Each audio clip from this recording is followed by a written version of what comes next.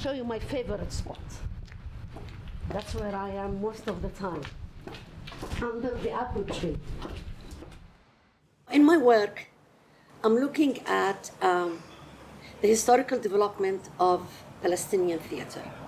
At the same time, I'm trying to debunk unwarranted claims of why everyone says that Palestinian theater only started in the late 1970s with the establishment of Al-Hakawati Theater in Jerusalem. In order to debunk all of these and prove that there was theater back in the 1850s, I look at the Enlightenment, the Nahda movement that was circulating in the Arab world and in the Levant. And in it, I look at Palestine's position within that movement and its unique place on two levels, that it was part of that Nahda movement intellectually, and when it comes to theatrical activities, the troops that were performing, let's say, in Cairo and they wanted to perform in Damascus, they're bound to pass through Palestine, and maybe, actually, they did stop in Jerusalem. So theater activities locally and through the visiting groups and through the resources I'm looking at shows that there was a theater movement that goes back to the 1850s. It's important to understand the history about this theater, and it's important to document. So while I'm arguing and debunking all these claims, I'm also documenting. And I'm documenting that there was a culture, people, life, literature, theater, cafes, printing presses before 48. And it's important. So we were in the land. And another important thing is that people always think that the Palestinians before 48, they didn't have any kind of political consciousness or political awareness, or there was no Palestinian identity. And there are scholars going back and forth, what constitutes an identity and what does not constitute it. And so I don't go through that laborious argument with or against, no, but I'm doing it through theater. I also have an important play, which is The Martyr's Land. It was published in 1946. So imagine when it was written, let's say 3 years before, or even a year before. But in that play, which is so important, that play, it warns you. And it's like a foreshadowing, like, look, we are alone. The Zionist influx in the land is imminent. A state is going to be built, we are going to be driven out of the land, and we are alone. And 48 happened, exactly what the play prescribed.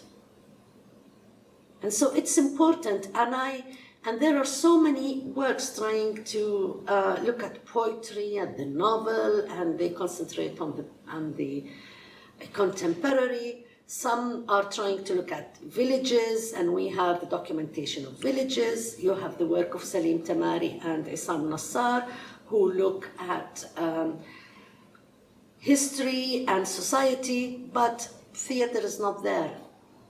It's been missing, and up till now it's been missing. Anyone who studies anything about Palestine, mainly it comes from the field of political science. Culture is on the margin, and theater is nowhere to be seen. I got interested in theater at school when we used to put plays at the end of the year or during Christmas time. I was at the Good Shepherd School in Beit Jala.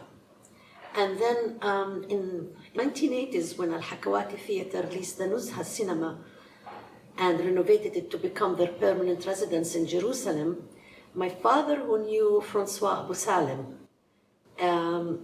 engaged for him all these volunteers to do the electricity and the water system. But my father is the one who designed for Al-Hakawati Theater the air conditioning and the ventilation system, voluntary work. And every time my father would go and check on the work, I would accompany him. And that's when I met Francois Abu Salem. And so I used to play on the stage. And I really liked it.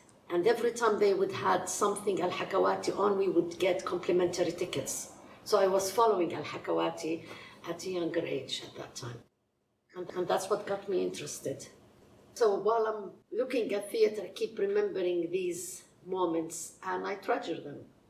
During my work, I came across more than one Palestinian play before 1948.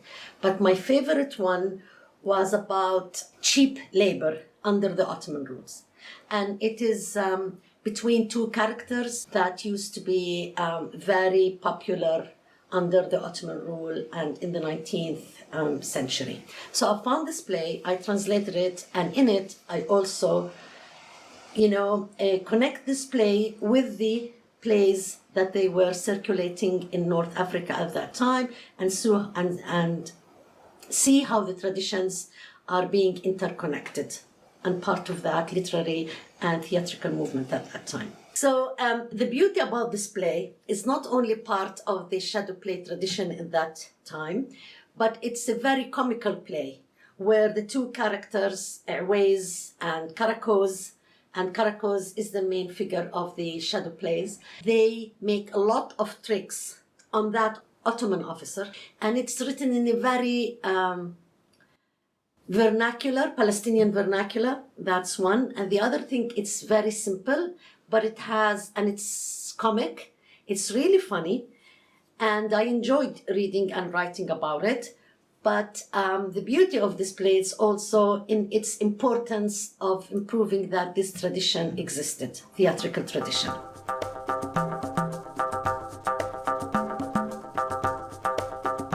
It's an exciting opportunity because I get to spend 6 weeks on my own, uninterrupted, with no email, no phone calls, no administrative duties, no meetings, and just concentrate on what I want to do.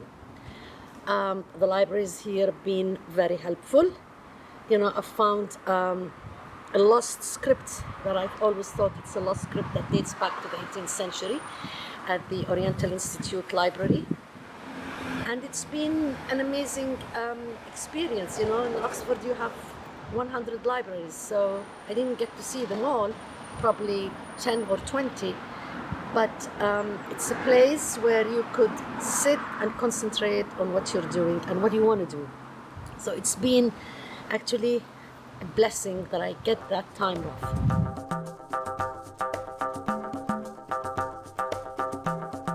In Palestine, we are isolated both locally and internationally.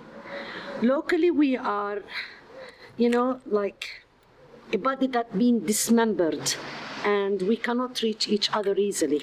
Yes, I know, social media and email and Skype, but it's not like having an actual dialogue with colleagues or attending conferences. It takes a lot of organization, and it is painstaking just to meet each other. Like one theater person told me, it's better to meet in Paris than meet in Palestine. The Friends of Birzeit Writing Residency is really an important experience and chance for everyone who gets it, because it gives you the chance to sit and do your work uninterrupted, get access to the latest publications or resources, old or new or recent, and you could have engagement with other scholars in the field. It's a wonderful opportunity, and many Palestinian scholars should apply for it. And I hope you become very successful and you have funding to bring 2 or 3 in a year.